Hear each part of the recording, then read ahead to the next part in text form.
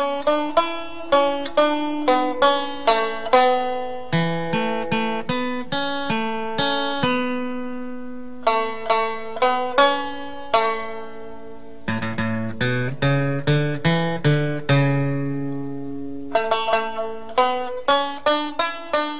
jour, l'ombago.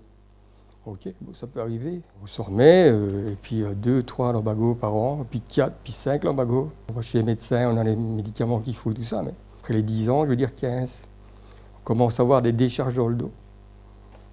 Bon, c'est peut-être normal. On fait confiance aux médecins, puisque nous, on n'y connaît rien.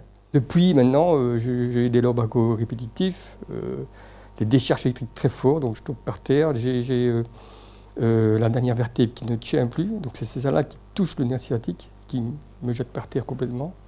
J'ai fait l'école du dos, qui au départ, sincèrement, je me dis, je ne crois pas que ça va faire quelque chose, mais j'ai quand même essayé pour voir un petit peu. Et je me suis quand même trompé, je crois, de ce côté-là. Et c'est pour ça que je conseille tout le monde maintenant de faire au moins l'école du dos. Parce que franchement, c'est pas qu'on a le problème qu'il faut aller à l'école du dos. C'est avant, pour moi. J'ai été suivi par une médecin de la mutuelle qui m'a appelé 1 fois, 2 fois, 3 fois. Et j'étais toujours en traitement. Et elle me dit, voilà, monsieur, il y a déjà 6 mois maintenant que vous êtes en mutuelle. D'après les résultats qu'on a, je vous écarte de la mutuelle. Vous allez soit aller chez l'employeur, vous donner un travail adapté, ou alors vous retournez au chômage. Quand je suis sorti de là, franchement, j'ai le moral à zéro. Quand je dis zéro, je n'ai jamais été dans un état comme ça. Première chose, j'étais voir la société où je travaille, Isotois. J'ai expliqué mon cas, et là, directement, ils m'ont bien pris en main aussi, parce qu'ils ont vu, ils me connaissent depuis 26 ans. On a appelé M. Jean-Luc Nicolaï, c'est responsable de la sécurité.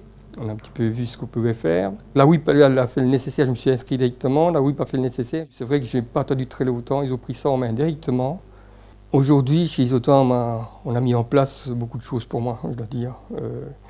On a mis une camionnette avec une nacelle, on a mis des choses. J'ai une personne aussi qui m'aide beaucoup aussi. Je ne peux plus prendre beaucoup des choses très lourdes.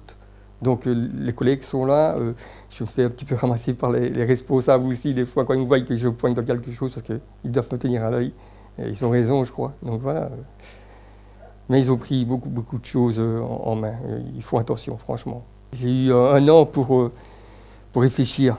Depuis la reprise de mon travail, la vie a vraiment changé, parce que avant j'étais fort agressif. Voir ma femme qui travaille, pas à moi, c'est pas dans mon caractère.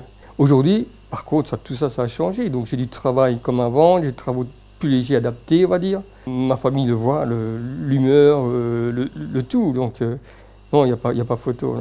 L'avantage pour Isotois, c'est que bon, j'ai quand même un petit peu d'expérience, 26 ans. Je transmets tout ça aux jeunes, je leur apprends à faire des crépinets en plomb, beaucoup de choses que je leur apprends. Eux, en retour, ils me soulagent un petit peu dans mon travail. Je veux dire, tout ce qui est manutention, ils portent, je veux dire, beaucoup plus que moi. Je travaille avec Joseph, c'est quelque chose un peu plus difficile qu'avec des autres, parce que tenir compte de sa maladie et tout ça, tu dois faire un peu plus d'attention à lui.